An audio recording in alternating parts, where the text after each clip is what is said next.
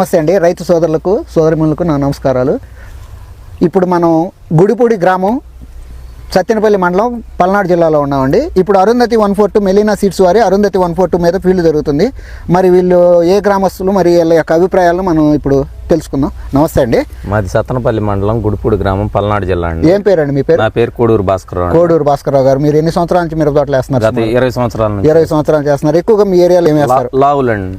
లావుల్లో ఇప్పుడు మీ అరుంధతి 142 అనే వెరైటీ మీకు ఎలా అనిపించింది? బాగానే ఉందండి. బాగానే ఉంది అంటే కాయ సైజు కానీ బొబ్బర్ కానీ నల్లి కానీ తట్టుకుంది. సుమారు మీరు 20 సంవత్సరాల నుంచి ఎక్స్పీరియన్స్ ఉంది కాబట్టి ఈ వెరైటీ మీకు ఎన్ని గంటలు వచ్చిందని మీ అవగాహన?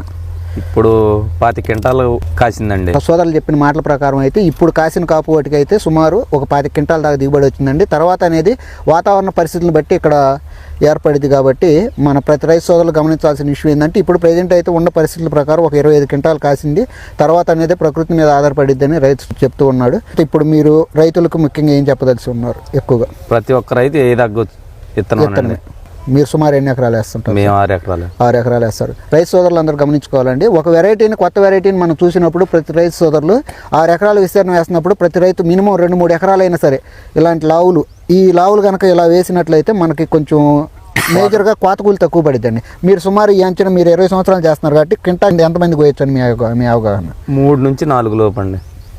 రైతు సోదరులు గమనించాలి. ఇప్పుడు ఎక్కువగా సన్నాలకి ఈ లావులకు గల తేడా ఏంటంటే ఈ లావులు అయితే కోత కూలి తక్కువ పడుతుంది. ఇప్పుడు మనకు లేబర్ ఛార్జీని ఎక్కువగా మిరప తోట కనేతలో పెట్టుబడి ఎక్కువ అవుతుంది కాబట్టి ఆ పెట్టుబడిని అధిగమించి ఈ లావులు వేసుకున్నందువల్ల మనకి ఈ కోత కూలి తక్కువ పడుతుంది. 3 నుంచి 4 లేదా 5 ఎక్కువగా. ఈ 5 కోత కోసినందువల్ల మనకి అదనంగా పెట్టుబడి కొంచెం తగ్గిద్ది కాబట్టి ప్రతి రైతు సోదరులు గమనించి కొంచెం లావులు వేసుకొని కోత కూలిని తక్కువగా మళ్ళీ వైరస్కి బొబ్బర్కి తట్టుకునే వెరైటీ కాబట్టి ఇది వేసుకోవాల్సిందిగా మరీ తెలియజేస్తున్నాం. ఫైనల్గా మీరు కంపెనీ వారికి ఏమైనా తెలియపరచాలని ఏమైనా ఉందండి? బాగానే ఉందండి. విత్తనం మటుకు ఏం ఇబ్బంది లేదు.